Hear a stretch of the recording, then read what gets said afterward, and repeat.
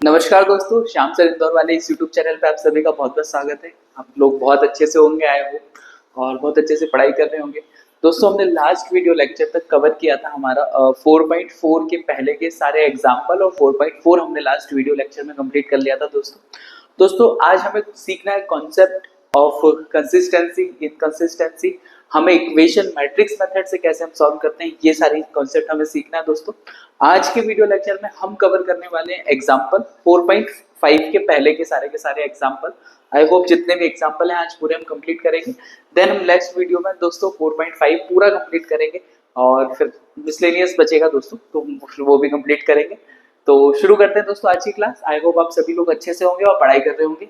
चलिए दोस्तों शुरू करते हैं। तो दोस्तों आज हमको पढ़ना है इक्वेशन के फॉर्म में मैट्रिक्स। तो होता क्या है पहले ये समझ लेते हैं क्या क्या चीजें इसके अंदर करनी है हमें। जैसे अब आपको जो क्वेश्चन आने वाले वो मैट्रिक्स के फॉर्म में डायरेक्टली नहीं आएंगे दोस्तों। आपको ऐसा आएगा जैसे 9x प्लस में 5y इज इक्वल टू में 10 है ना। दिस एक इक्वेशन है जो हमने 9th क्लास 10th क्लास में कुछ बेसिक इक्वेशन देखी थी ना, जिसको हम एलिमिनेशन, क्रॉस मल्टीप्लिकेशन और अलग अलग 5 मेथड से, ग्राफ मेथड से ऐसे हम सीख रहे थे। वही कुछ इक्वेशन हमको यहाँ पे मिलेंगी दोस्तों। तो उन्हीं इक्वेशन को हमें सॉल्व करना है मैट्रिक्स मेथड के थ्रू। तो कैसे करते हैं उसका कुछ बेसिक कॉन्सेप्ट है, पहले देख लेते हैं अपन लोग। और फिर मैंने एक और ले लिया जैसे 6x प्लस में 7y इज इक्वल टू में 8। ठीक है दोस्तों, तो हमें इनको लिखने का क्या तरीका करना होता है दोस्तों। सबसे पहले आप जितने भी नंबर हैं दोस्तों, उसको आप लिखते हो मैट्रिक्स में। जितने भी नंबर यहाँ पे दिए हुए, जैसे यहाँ 9 दिया हुआ तो यहाँ पे 9, ये x वाला वेरिएबल और नीचे 6x, फिर यहाँ पे लिखा है ये 5 और ये 7। आई होप दोस्तों ये समझ में आ रहा होगा दोस्तों। फिर दूसरे यहाँ पे हमें आपके जितने वेरिएबल आए, देखो एक्स वाई दोनों इक्वेशन में दो वेरिएबल, अगर एक्स वाई जेड 3 होते या और भी ज्यादा होते एक्स वाई जेड डब्ल्यू तो हम वो लेते हैं। तो यहाँ पे एक्स वाई, तो ये एक्स और वाई के आगे दोस्तों ये वेरिएबल आ गए इज इक्वल टू में यहाँ पे जो भी नंबर आया 10 और 8। इस फॉर्म में आपको इक्वेशन को लिखना होता है दोस्तों। इस फॉर्म में आपको क्या होगा, इक्वेशन को लिखना होगा। इसी को बोलते हैं स्टैंडर्ड फॉर्म। ठीक है दोस्तों, या characteristics equation of a matrix, इसी को बोलते हैं characteristics equation of a matrix. मतलब इसको नहीं बोलते, इसके आगे की एक स्टेप को बोलेंगे दोस्तों। इसको हम बोलेंगे ए, इस पूरे को हम बोलते हैं ए। ये पूरा वेरिएबल वाला टर्म है इसलिए इसको दर्शाते हैं एक्स से। इज इक्वल टू में इसको बोलते हैं बी। इक्वेशन को इस फॉर्म में लिखना ही कैरेक्टरिस्टिक इक्वेशन या स्टैंडर्ड इक्वेशन कहलाता है। हालांकि एनसीईआरटी की 12th क्लास में नहीं, आप जब कॉलेज में जाएंगे फर्स्ट ईयर सेकंड ईयर में M1 M2 M3 जो बच्चे कॉलेज में पढ़ते हैं ना, मैथमेटिक्स M1 मैथमेटिक्स 2 मैथमेटिक्स 3, वहां पे ये चीजें मैट्रिक्स में आपको डिटेल में पढ़ने को मिलती है दोस्तों। बट यहाँ पे हमें चीजें कुछ सीखनी है। क्लियर हुआ दोस्तों। ax इज इक्वल टू में b के कैरेक्टरिस्टिक इक्वेशन बोलते हैं दोस्तों। इसको सॉल्व कैसे करते हैं आप वो और समझ लीजिए। सबसे पहले इसमें क्या करते हैं, हम दोनों साइड इनवर्स का इंटू कर देते हैं। किसका? इनवर्स का। अच्छा क्यों करते हैं वो भी समझ लो। देखो हम जितनी भी वेरिएबल वाली इक्वेशन आती है हम उसमें x और y की वैल्यू फाइंड आउट करते थे, पहले भी यही करते थे। तो हमें यहाँ पे क्या है, इस x की, ये वेरिएबल x और y की वैल्यू फाइंड आउट करनी है। इसका मतलब ये वाला जो a है हमें यहाँ नहीं चाहिए, हमको इस साइड चाहिए, मतलब इसको हटाना पड़ेगा यहाँ से। इसलिए हम दोनों साइड क्या करना है, a इनवर्स का इंटू करना है। तो हमने दोस्तों यहाँ पे क्या किया, a इनवर्स का दोनों साइड मल्टीप्लिकेशन कर दिया। a इनवर्स का यहाँ पे भी मल्टीप्लाई कर दिया था b के साथ और a इनवर्स का यहाँ पे भी। अच्छा आपको पता है a इनवर्स में a का इंटू करूंगा तो एक आइडेंटिटी मैट्रिक्स आएगा। तो ये आ गया आइडेंटिटी मैट्रिक्स इंटू में x बराबर में a इनवर्स b। दोनों साइड दोस्तों a इनवर्स का इंटू किया हमने। अच्छा किसी भी मैट्रिक्स में आइडेंटिटी मैट्रिक्स का इंटू करो तो सेम मैट्रिक्स ही आता है, हमने लास्ट क्लासेस में सीखा हुआ। तो ये हो जाएगा a इनवर्स b। एक्चुअल में ये है हमारा आंसर दोस्तों। आपको ये सब लिखने की आवश्यकता नहीं है, डायरेक्टली देखो ax इज इक्वल टू में b, यहां से x उधर गया तो क्या हो जाएगा a इनवर्स b। तो ये आपका आंसर होता है। आई होप आपको समझ में आ रहा होगा। अब हमें इनवर्स तो पहले से निकालना आता ही है ना। इनवर्स के लिए हमको कोफैक्टर चाहिए होता है, एडजॉइंट चाहिए होता है और डिटरमिनेंट ऑफ a चाहिए होता है। ये हमने सब सीखा हुआ है दोस्तों। तो आगे हम इस पे बात करेंगे। आई होप आपको ये समझ में आ रहा होगा। अच्छा सेम 3/3 का मैट्रिक्स आ जाए तो ये 3/3 का हो जाता है, एक्स वाई जेड आ जाते हैं और ये नंबर चेंज हो जाते हैं दोस्तों। आपको समझ में आ रहा होगा। अब मैं आपको बताने वाला हूँ कंसिस्टेंसी और इनकंसिस्टेंसी। चलिए दोस्तों अब आगे बढ़ते हैं। कंसिस्टेंसी और इनकंसिस्टेंसी क्या होती है इसको समझते हैं।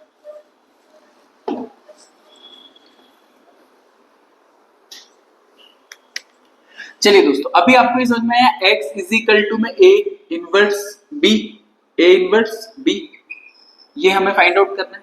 तो दोस्तों ए इनवर्स निकालने के लिए हम क्या क्या किया करते थे, आपको वैसे भी याद होगा, ए इनवर्स निकालने के लिए 1 में ए का डिटर्मिनेंट और फिर एडजॉइंट ऑफ ए, हमने ये सब किया हुआ है ना। ए इनवर्स निकालने के लिए मतलब सबसे पहले क्या निकालना जरूरी है, ए का डिटरमिनेंट। अगर ये एग्जिस्ट करेगा तो ये इनवर्स एग्जिस्ट करता है, लास्ट क्लासेस में हमने यही सीखा है।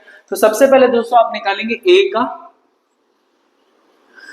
डिटरमिनेंट, और अगर आपने ए का डिटरमिनेंट निकाला, अगर ये नॉट इक्वल टू जीरो आ रहा है, क्या आ रहा है, नॉट इक्वल टू जीरो, मतलब नल मैट्रिक्स नहीं आना चाहिए, नॉट इक्वल टू जीरो नहीं आना चाहिए, देन इस फॉर्म में हम इसको बोलेंगे कंसिस्टेंट।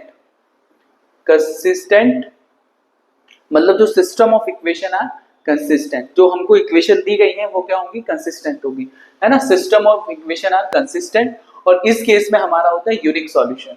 क्या होता है दोस्तों, यूनिक सॉल्यूशन। यूनिक सॉल्यूशन हम सभी को पता है, एक्स और वाई की एक सिंगल वैल्यू मिलेगी, है ना, जो हम ग्राफ वगैरह में भी देखा करते थे ना 10th क्लास में, वही वाली। अगर नॉट इक्वल टू जीरो आ रहा है तो हमारी सिस्टम ऑफ इक्वेशन क्या हो जाएंगी, कंसिस्टेंट। क्या हो गई दोस्तों, कंसिस्टेंट। बट अगर इक्वल टू जीरो आ रहा है दोस्तों, ए मोड अगर इक्वल टू जीरो आ गया, तो इस केस में क्या इनकंसिस्टेंस होगी, नहीं, इस केस में आपको दूसरा वाला केस आपको आगे देखना पड़ेगा। अब आपको क्या करना है, ये ध्यान से समझिए। अब आपको क्या करना है दोस्तों, यहां से निकाल लेंगे आप adjoint of A, adjoint of A, और उसमें बी का इंटू करेंगे। क्या करेंगे, एडजॉइंट ऑफ ए और उसमें बी का इंटू करेंगे। इसके बाद आपके दो केस शुरू हो जाते हैं दोस्तों। सबसे पहले अगर ये नॉट इक्वल टू जीरो तो कंसिस्टेंट यूनिक सॉल्यूशन निकलेगा, है ना, जैसे हमारी लास्ट क्लासेस में हमने मतलब 10th क्लास में हमने सीखा था कंसिस्टेंट, इनकंसिस्टेंट, उसमें यूनिक सॉल्यूशन होता था, नो सॉल्यूशन और इनफाइनाइट सॉल्यूशन, ये वाले केस पढ़ते थे ना दोस्तों हम लोग। तो यहाँ पे हम निकालेंगे एडजॉइंट ऑफ ए इंटू में बी, एडजॉइंट ऑफ ए हमें निकालना आता है, इंटू में बी।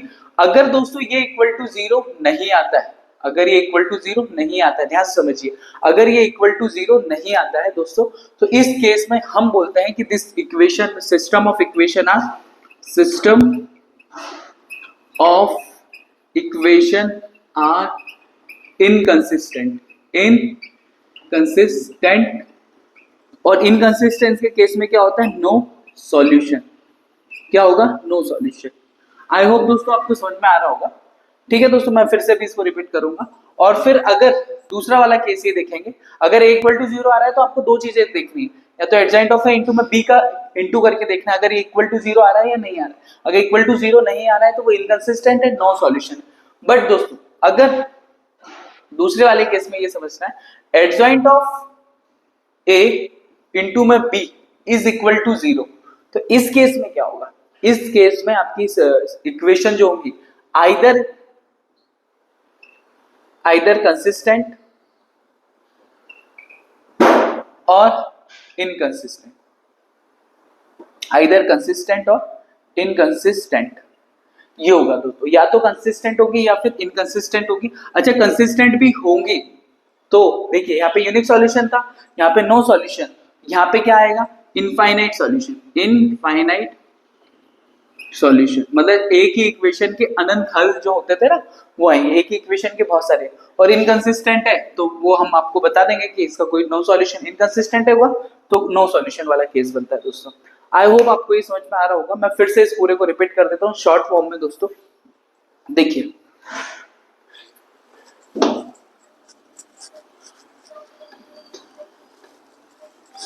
देखिए दोस्तों, सबसे पहले तो आपकी कुछ बेसिक इक्वेशन रहेंगी, ए एक्स, ऐसे लिख लेते हैं, A X plus B Y is equal to में डी, और नंबर के फॉर्म में ले लेते हैं, 9x plus 6y is equal to में 3, 4x plus 3y is equal to में 7। तो सबसे पहले आप क्या बनाएंगे, इसका standard equation, ax is equal to में b के फॉर्म में, ax इज इक्वल टू में b के फॉर्म में। यहाँ पे a क्या रहेगा दोस्तों, 9 4 6 3, और यहाँ पे x y, और ये हुआ b क्या है हमारा 3 और 7, ये यहाँ से देखेंगे x और y आ गए, और इधर वाले नंबर 3 और 7। अगर इसका ये हो गया स्टैंडर्ड इक्वेशन, इसको हम ऐसे भी लिख सकते हैं x इज इक्वल टू में a इनवर्स b। इसके जो सॉल्यूशन होंगे वो इस टाइप से होंगे। अगर पहले आप a का मोड निकालेंगे, a का मोड निकालेंगे नॉट इक्वल टू जीरो, तो ये यूनिक सॉल्यूशन है और कंसिस्टेंट है, यूनिक सॉल्यूशन और कंसिस्टेंट है दोस्तों। उसके बाद क्या करना है आपको, adjoint of b, adjoint of a into में b निकालना। अगर ये नॉट इक्वल टू जीरो आया तो system of equation are inconsistent, no solution, इसका कोई सॉल्यूशन नहीं होगा। लेकिन अगर इक्वल टू जीरो आया दोस्तों तो इस केस में वो कंसिस्टेंट हो भी सकता है और इनकंसिस्टेंट भी हो सकता है, और अगर कंसिस्टेंट हुआ तो इनफाइनाइट सॉल्यूशन, और इनकंसिस्टेंट है तो नो सॉल्यूशन ही होता है। क्लियर हुआ दोस्तों? आई होप आपको समझ में आ रहा होगा, पर बच्चों को यहाँ से डाउट शुरू हो जाते हैं। ठीक है दोस्तों, तो ये क्वेश्चन करते करते आपके थोड़े से डाउट क्लियर होंगे धीरे धीरे। वैसे मैक्सिमम क्वेश्चन तो यहाँ पे यूनिक सॉल्यूशन वाले ही मिलते हैं। अगर आपको एक या दो क्वेश्चन है, लगातार आप 3 क्वेश्चन भी कर लेते हैं तो पूरी एक्सरसाइज आपको ऐसे ही याद हो जाएगी, है ना, क्योंकि बहुत सिंपल क्वेश्चन है, क्योंकि सेम मेथड अप्लाई करनी है सारे क्वेश्चनों में। तो दोस्तों क्वेश्चन में और हम सीखेंगे, अभी मुझे लगता है इतना कॉन्सेप्ट ठीक है, और 3x3 की इक्वेशन होगी तो भी हमें सेम काम ही करने होते हैं। चलिए दोस्तों बढ़ते हैं आगे।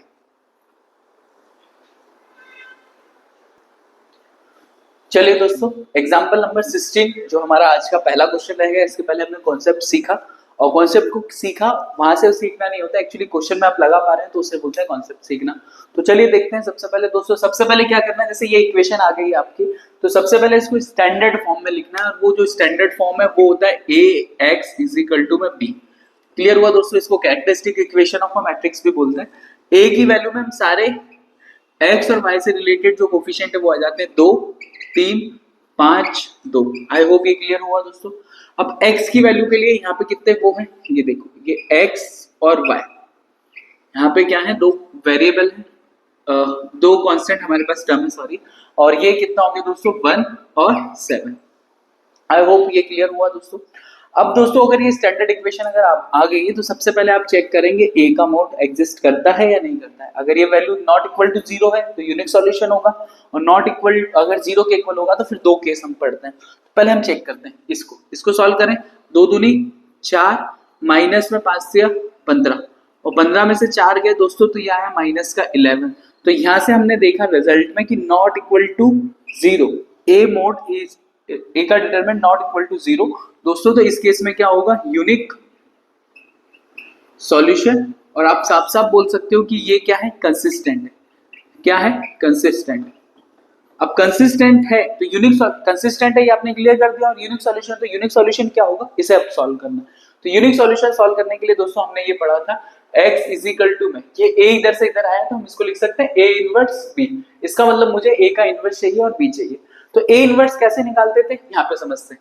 चलो, ये a इनवर्स निकालने के लिए हम क्या करते थे, 1 में a का डिटरमिनेंट इनटू में adjoint of a, adjoint of a, यही करते थे दोस्तों। तो a का डिटरमिनेंट तो हम ऑलरेडी फाइंड आउट कर चुके हैं, adjoint of a find out करते हैं। तो एडजॉइंट ऑफ a कैसे फाइंड आउट करते हैं, ध्यान से देखो। पहले तो ये मैंने लिखा a 2 5 3 2।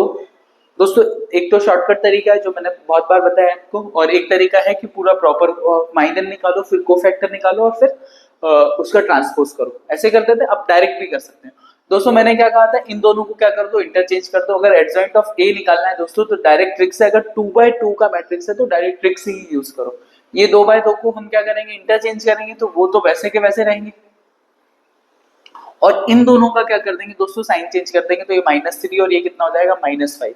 तो ये आ गया डायरेक्टली एडजॉइंट ऑफ ए। अगर आप चाहें तो को फैक्टर और को माइनर से भी कर सकते हैं। आई होप दोस्तों आपको क्लियर हो रहा होगा, और जिनको नहीं आया है समझ में दोस्तों, लास्ट वाले वीडियो जरूर देखिए, उनमें हमने बहुत बेसिक तरीके से सीखा।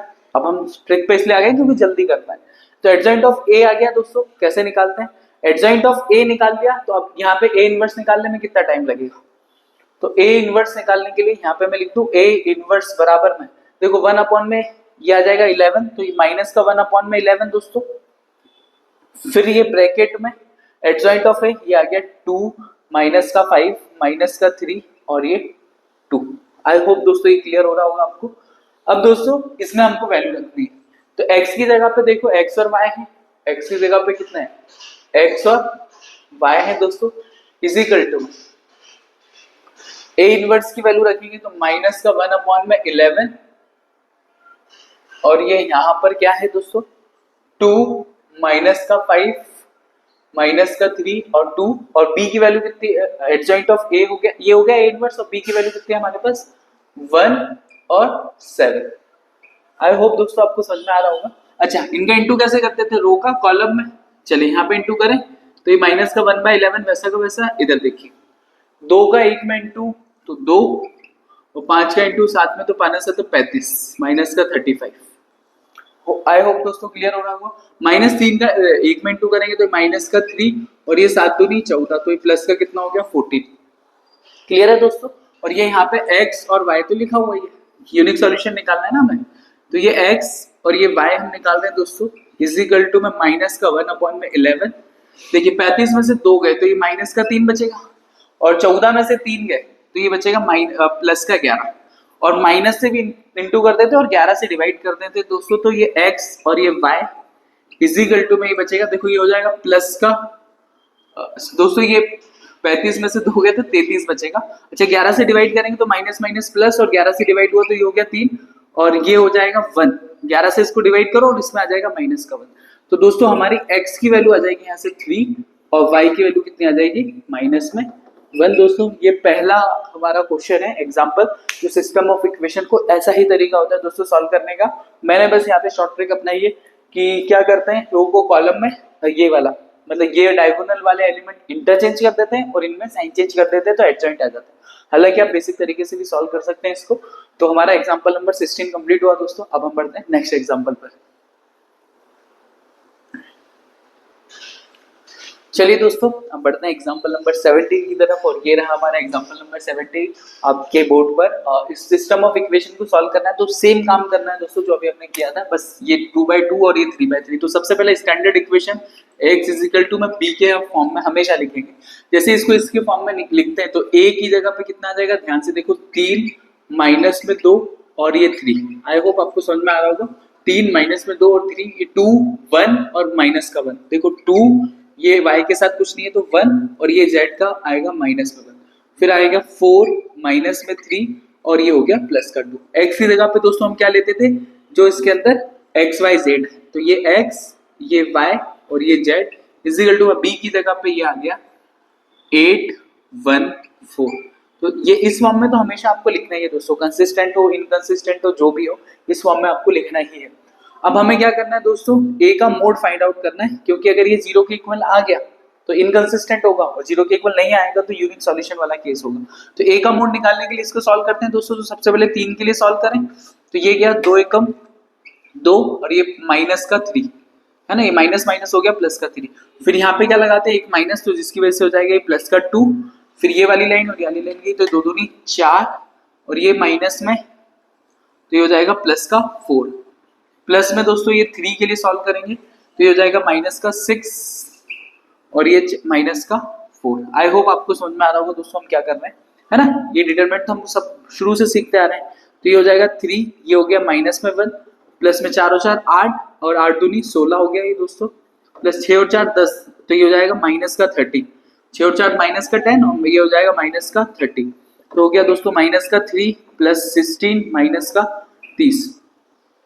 तो दोस्तों ये कितना हो गया माइनस का 30, तो ये हो जाएगा माइनस का 33 और प्लस का 16। 16 में से 33 गए तो 17 बचेगा दोस्तों, 16 और 16 32, तो ये बचेगा माइनस का 17। तो a मोड की वैल्यू कितनी आ गई दोस्तों, माइनस का 17। ये भी आपको क्लियर हुआ। अगर दोस्तों a का मोड यहाँ पे मैं करता हूँ, a का मोड नॉट इक्वल टू 0 है तो इसका मतलब क्या होगा, कंसिस्टेंट है इक्वेशन। इक्वेशन क्या है, कंसिस्टेंट है, और कंसिस्टेंट है दोस्तों तो यूनिक सॉल्यूशन होगा, है ना। ये आपको एग्जाम में पूरा लिखना पड़ेगा तो क्या होगा, यूनिक सॉल्यूशन। और अगर यूनिक सॉल्यूशन है दोस्तों तो उसके लिए फिर हमको ये वाले फॉर्म में x इज इक्वल टू में a इनवर्स b को सॉल्व करना है। अब इसमें हमको क्या चाहिए, सबसे पहले चाहिए a इनवर्स, और a इनवर्स के लिए ही पूरी मेहनत करनी पड़ेगी दोस्तों। तो a इनवर्स के लिए फॉर्मूला मैं यहाँ लिख दूं दोस्तों, a इनवर्स बराबर में क्या होता है 1 में a का मोड इंटू में एडजॉइंट ऑफ a, यही करना पड़ेगा। तो a का मोड तो हमने निकाल लिया, एडजॉइंट ऑफ a की पूरी मेहनत है दोस्तों। तो उसे कैसे करते हैं, इससे हम शुरू करते हैं दोस्तों। तो पहले तो मैंने ये लिख लिया 3 माइनस में 2 और ये 3 दोस्तों, ये 2 1 माइनस में 1 4 माइनस में 3 और ये 2। चलिए दोस्तों सबसे पहले हमें वही C11 C12 फाइंड आउट करना है। C11 दोस्तों ये देखो हमने लास्ट लेक्चर में पूरा यही किया है, इन दोनों को हटाएंगे C11 के लिए, तो ये 2 एकम 2 और ये माइनस का 3, तो ये हो जाएगा माइनस का 3, और इन दोनों का सम करके देखो अगर इवन आ रहा है तो यहाँ पे क्या आ जाएगा प्लस साइन। आई होप आपको समझ में आ रहा हो। तो ये वैल्यू आ गई हमारी माइनस का 1, फर्स्ट वैल्यू आ गई। अब C12 निकालते हैं दोस्तों, क्या निकालें C12। 2 और 1 3, तो यहाँ पे एक माइनस ले लो क्योंकि ऑड नंबर है। इसके लिए सॉल्व करेंगे दोस्तों तो 2 दूनी 4 और फिर माइनस का 4, तो ये हो जाएगा प्लस का 4। आई होप आप समझ रहे होंगे। तो ये C12 की वैल्यू हो जाएगी माइनस में 8। C12 की वैल्यू कितनी हो जाएगी दोस्तों? माइनस में 8। अब दोस्तों C13 की वैल्यू अगर हम निकालें, C13 की, इसके लिए सॉल्व करेंगे तो माइनस का 6 दोस्तों, और 4 एकम 4, तो ये माइनस का 4, तो ये होगा C13 हो जाएगा माइनस का 10। क्लियर हुआ दोस्तों? अब C11 आ गया, C12, ये हमारे सारे क्या निकल रहे हैं? कोफैक्टर। ठीक है, अब C21 के लिए सॉल्व करते हैं। C21 के लिए ये वाली लाइन और ये वाली लाइन, 2 2 जा 4, तो ये हो गया माइनस का 4, है ना, और ये हो जाएगा प्लस का 9। 9 में से 4 गए, 2 और 1 3, तो यहाँ पे एक माइनस आने वाला है दोस्तों। 9 में से 4 गए तो ये बचेगा 5, तो ये आ जाएगा माइनस का 5। फिर दोस्तों C21 के बाद हम सॉल्व करेंगे इसको 1 को, तो ये वाली लाइन और ये वाली लाइन गई, ये और ये गया, ये और ये, तो 3 2 जा 6, 3 2 जा 6 और 4 3 12, तो ये हो जाएगा माइनस का 12। तो दोस्तों C22 आ गया माइनस का 6, है ना दोस्तों, ये गया और ये गया, 3 6 और 4 3 12। ओके दोस्तों C23 अब हम सॉल्व करेंगे। C23 अगर हम सॉल्व करेंगे तो दोस्तों क्या होगा? देखो 3 3 9, तो ये माइनस का 9 और ये 4 2 8, तो ये प्लस का कितना हो गया? 8। तो दोस्तों ये C23, अब ध्यान से देखो 2 3 है तो यहाँ पे एक माइनस लगाना पड़ेगा, 3 2 5, 8 में से 9 में से 8 गए तो माइनस का 1, तो ये बचेगा प्लस का 1। आई होप दोस्तों आपको सब समझ में आ रहा होगा ये। अब हम बात करेंगे C21, C22, C23, अब आएगा C31 31 के लिए, याली लाइन और याली लाइन की दोस्तों, ये हो गया प्लस का 1 और माइनस का 3, तो दोस्तों ये कितना आ जाएगा? माइनस का 2, और 3 और 1 4, तो यहाँ पे प्लस। अब आएगा C32, इसको सॉल्व करेंगे दोस्तों तो ये वाली लाइन माइनस का 3 और दोस्तों माइनस का 6, और ये आ जाएगा माइनस 6 और 3 9, तो ये हो जाएगा माइनस से ये हो जाएगा प्लस का 9। और दोस्तों लास्ट में C33 हम जब फाइंड आउट करेंगे तो ये हो जाएगा 3 माइनस में 3 प्लस में 4, तो ये हो गया 7। तो C33 कितना आ गया दोस्तों? 7। आई होप आपको सब समझ में आ रहा होगा, है ना, सिंपल है। तो सबसे पहले हमको अब क्या निकालना है? अब मैं यहीं पे कर दे रहा हूँ, ए इनवर्स निकालने के लिए पूरा जो काम करना था एडजॉइंट निकालना था। तो सबसे पहले हमको क्या करना है? एडजॉइंट ए निकालने के लिए कोफैक्टर का ट्रांसपोज करना है। कोफैक्टर है -1 -8 और 10, -1 -8 और माइनस में 10, 5 -6 और 1, माइनस का 5 -6 और 1, -2 9 और 7, -2 9 और 7। क्लियर है दोस्तों? तो ये आया। अब हमें इसका क्या कर देना है? ट्रांसपोज कर देना है। इसका क्या करना है? ट्रांसपोज। तो जैसे इसका ट्रांसपोज करेंगे तो दोस्तों एडजॉइंट ऑफ ए हमारे हाथ में लगेगा, -1 माइनस का 8 और माइनस का 10, माइनस का 5 माइनस का 6 और 1, ये बचेगा माइनस का 2 9 और 7। आई होप दोस्तों आपको क्लियर हुआ होगा ये कैसे करना है। दोस्तों चलिए इसको एक बार क्रॉस चेक कर ले, हमारा ए इनवर्स सही आया है या नहीं आया है। माइनस का 1 माइनस का 5 और दोस्तों एक गड़बड़ी कर दी है, देखो यहाँ माइनस का 2 आ रहा है, 8 6 और माइनस का 9 ये भी सही है, 10 1 और 7। दोस्तों ये वाली गड़बड़ी कर दी हमने, ये वाला कौन सा एलिमेंट है? -2 और ये -2 ये वाला है। दोस्तों यहाँ से कुछ गड़बड़ी करिए, देखो C31 चेक करते हैं दोस्तों, C31 ये रहा, ये हो जाएगा प्लस का, दोस्तों ये गलती करिए, देखो माइनस माइनस हो गया, ये प्लस का 2 माइनस में 3, तो ये आएगा माइनस का 1। दोस्तों जब ये माइनस का 1 है तो यहाँ पे कितना आ जाएगा? माइनस का 1, तो ये भी कितना हो जाएगा? माइनस का 1। तो दोस्तों ये अच्छा हुआ हमने क्रॉस चेक कर लिया, नहीं तो इसके कारण पूरा क्वेश्चन भी गलत हो सकता था। आई होप ये समझ में आ गया हो दोस्तों आपको। चलिए अब हमें क्या करना है? ए इनवर्स की वैल्यू निकालनी है और इसमें रखना है। तो फटाफट से अभी वाला काम करते हैं। दोस्तों मैं यहाँ से ये पूरा हटा देता हूँ, चलिए ये हटा देते हैं। ये आ गया हमारे पास एडजॉइंट ऑफ ए। हाँ दोस्तों चलिए ए इनवर्स की वैल्यू निकालेंगे यहाँ से। तो 1 में ए का मोड, और ए का मोड यहाँ पे देखिए माइनस का 17, तो ये इसमें मैं वैल्यू रख रहा हूँ दोस्तों डायरेक्टली। ए इनवर्स की वैल्यू यहाँ से 1 में 17, ये देखो, और ये माइनस को मैंने यहाँ ले लिया, और ये वाली वैल्यू कितनी आ रही है ध्यान से देखो, माइनस का 1, माइनस का 5 और माइनस का 1, माइनस का 8, माइनस का 6 और 9, और दोस्तों माइनस का 10, 1 और 7। बी की वैल्यू देखो यहाँ से कितनी है, 8, 1, 4, 8, 1, 4 दोस्तों, और यहाँ से हमारा फाइनल आंसर आ गया। एडजेंट ऑफ है मैं यहाँ से हटा देता हूँ। चलिए दोस्तों, तो x की वैल्यू कितनी आ जाएगी, माइनस का 1 बाय में 17 वैसा का वैसे ही। x का मतलब क्या है, x का मतलब है यहाँ पे x y z, तो हमको तीन वैल्यू निकालनी है x y z। चलिए दोस्तों, -1 का 8 में इंटू हुआ तो माइनस का 8, माइनस का 5 और माइनस का 4। आई होप क्लियर होगा सभी को।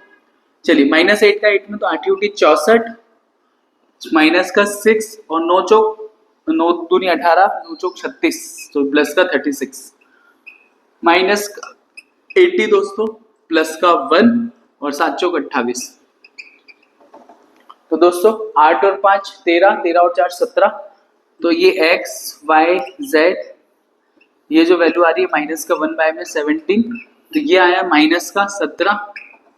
अच्छा इसको देखो, 6 ये हो गया 70, 70 में से 36 गए, 70 में से 36 गए, 10 में से 6 गए तो ये बचेगा 4, और ये 3 में से 3 गए तो ये बचेगा माइनस का 34 दोस्तों, और 28 और 1 29, 80 में से 29 घटा लो, 10 में से 9 गया तो 1, और ये बचेगा 7, 7 में से 2 गए तो 5, तो ये दोस्तों माइनस का 51।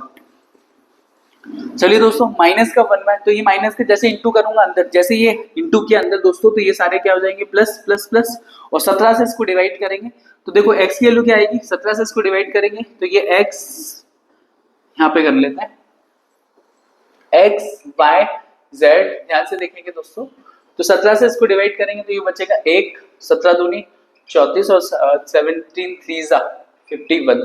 तो दोस्तों x की वैल्यू आ रही है हमारी 1, y की वैल्यू आ रही है 2 और z की वैल्यू आ रही है हमारी 3। तो आई होप दोस्तों इस तरीके से आपको क्वेश्चन सॉल्व करना है।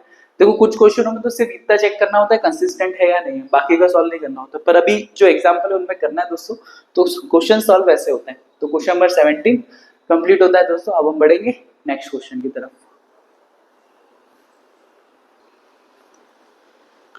चलिए दोस्तों, अब हमारा नेक्स्ट एग्जांपल है, थोड़ा सा बड़ा क्वेश्चन है तो मैं इसको बोर्ड पे नहीं लिख रहा हूँ दोस्तों, मैं पढ़ देता हूँ।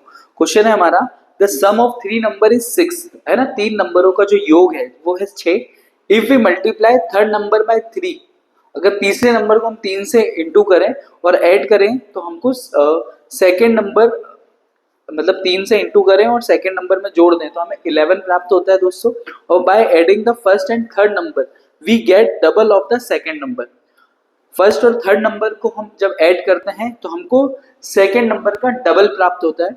Represent it algebraically and find the number using the matrix method. तो दोस्तों ये हमारा क्वेश्चन है, मैं इसको स्क्रीन बोर्ड में नीचे लगा दूंगा, बट अभी आप देखिए कि ये क्वेश्चन क्या है। तो मैं फिर से इसको पढ़ दे रहा हूँ। The sum of 3 number is 6, तो हमने माना कि let the 3 numbers are, let the 3 numbers are x, y and z। हमारे 3 नंबर क्या है दोस्तों, x, y एंड z। अब क्वेश्चन के अकॉर्डिंग हमें सारा काम करना है। The sum of 3 number is 6, तो पहली इक्वेशन तो ऐसे ही आ गई कि इन तीनों का सम कितना है, x plus y plus z is equal to में कितना है दोस्तों, 6।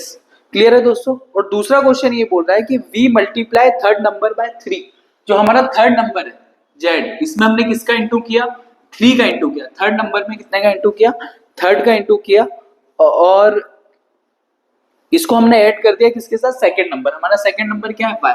जब हमने थर्ड नंबर को 3 से इंटू किया और सेकंड में जोड़ दिया तो हमारा जो नंबर आ रहा है वो आ रहा है 11। तो दोस्तों ये हमारी दूसरी इक्वेशन आ गई। दूसरी इक्वेशन ये आ गई, यहाँ पे देखो y प्लस में 3z इज इक्वल टू में कितना हो गया, 11।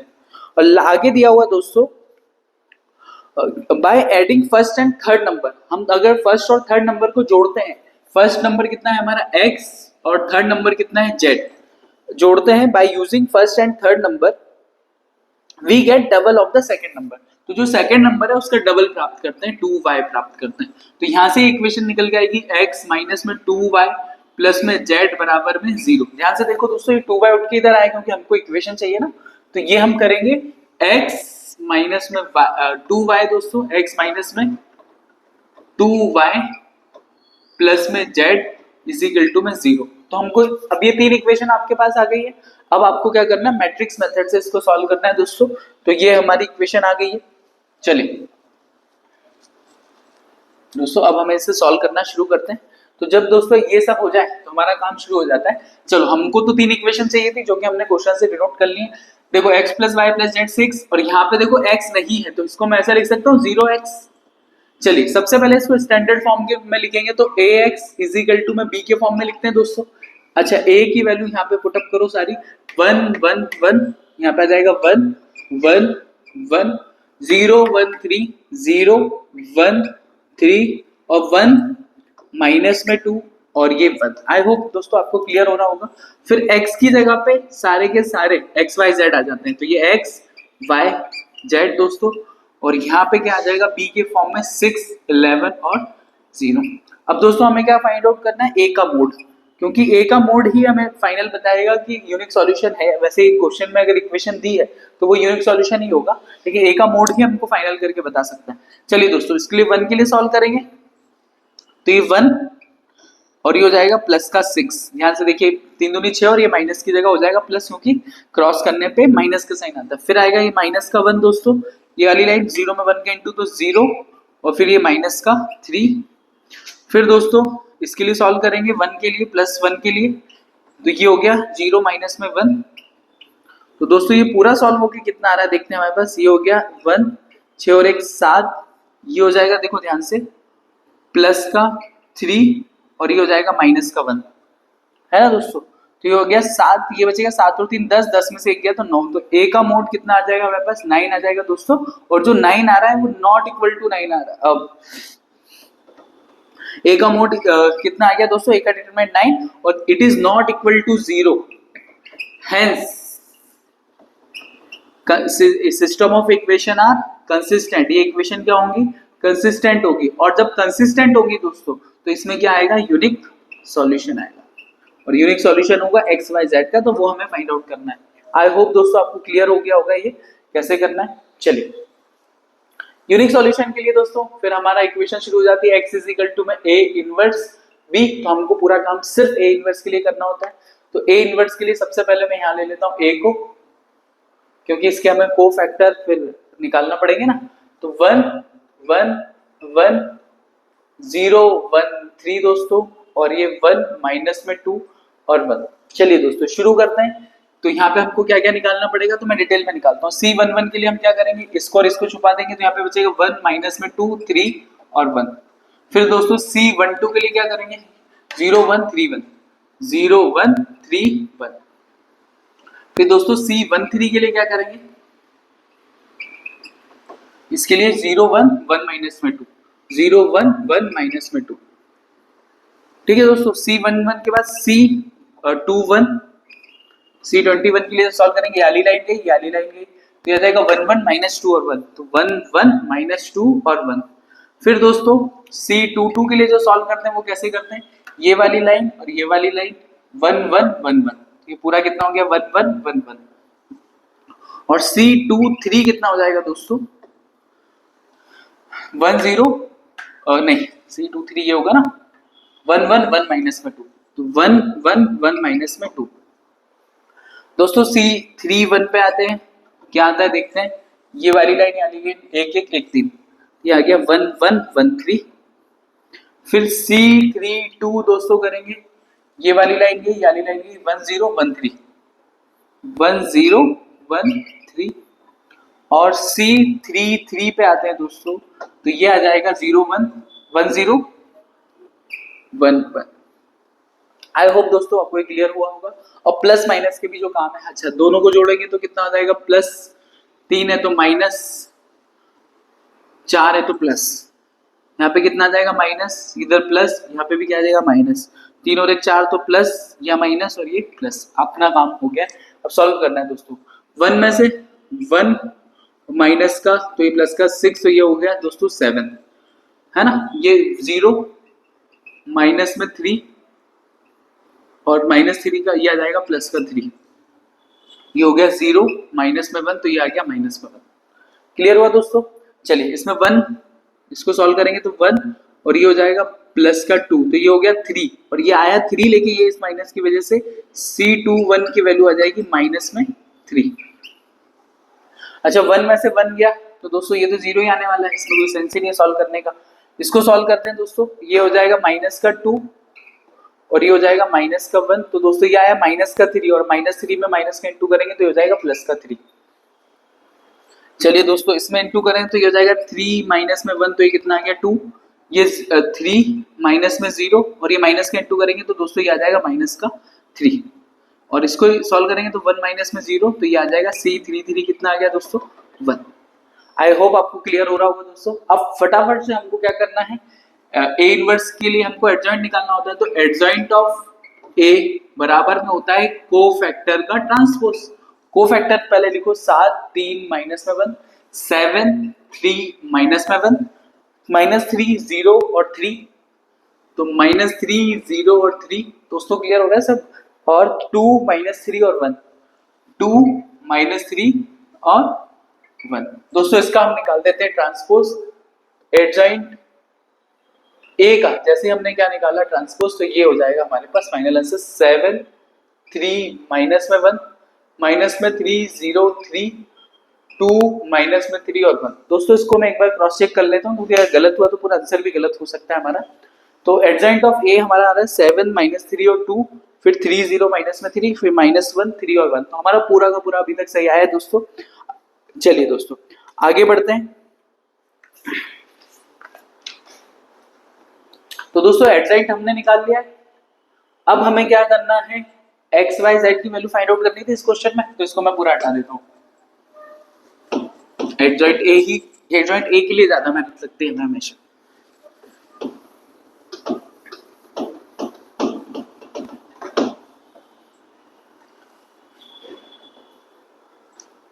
चलिए दोस्तों, तो x की जगह पे x की वैल्यू रखें हम लोग। x की जगह पे हमारी x की वैल्यू कितनी है 6 11 x y z, sorry x की जगह पे वैल्यू आएगी x y z, और a इनवर्स का हमको फॉर्मूला पता है।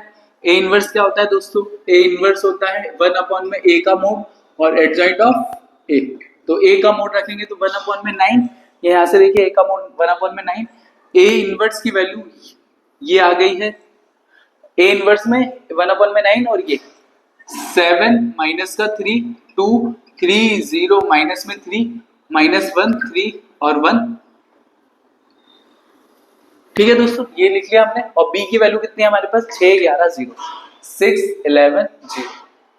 चलिए दोस्तों x y z यहाँ से कितना आएगा देखते हैं, ये 1/9 बाहर। अब देखते हैं 7 में 7 6 42 और 11 33 और ये 0, फिर 6 3 18, फिर ये हो गया 0 और ये फिर 0, फिर दोस्तों माइनस का 6 11 33 और ये फिर क्या हुआ 0। चलो 42 में से 33 गए तो कितना बचेगा, 42 में से 33 गए 33 और 9, तो ये बचेगा प्लस का 9 x y z दोस्तों, तो ये बच रहा है 1 अपॉन में 9, ये बच रहा है दोस्तों हमारा क्या 9, 42 में से 33 गए तो 9, ये 18 और ये 33 में से 6 गए तो ये बचेगा 27। दोस्तों 9 से अगर डिवाइड करेंगे तो हमारे पास क्या आंसर बचने वाला है, देखो x y z is equal to, 9 से डिवाइड करेंगे तो ये बचेगा 1 2 3 दोस्तों, तो यहाँ से इसका कंपैरिजन किया तो x की वैल्यू आ रही है 1, y की वैल्यू आ रही है 2 और z की वैल्यू आ रही है 3। तो दोस्तों ये जो हमको क्वेश्चन दिया था, अच्छा इसको क्रॉस चेक करना है तो इक्वेशन में रख के देख लो, x y z की सम का कितना आना चाहिए 6 आना चाहिए, तो कितना हो रहा है 6 भी हो रहा है दोस्तों। तो आई होप दोस्तों आपको ये सारे एग्जाम्पल समझ में आए होंगे आज जो हमने आज कंप्लीट करे। इसके बाद हम करेंगे 4.5 दोस्तों, जिसमें हमको कंप्लीटली फिक्स करना है कि consistency, inconsistency, unique solution, infinite solution, इस बारे में डिस्कस करेंगे। अगर दोस्तों आपको ये सारे एग्जांपल क्लियर है तो आप वो एक्सरसाइज स्मूथली कर जाएंगे, कोई इशू नहीं आएगा, है ना। तो इसी के साथ बने रहिए श्याम सर इंदौर वाले इस यूट्यूब चैनल पर। नमस्कार, मैं श्याम चौरसिया।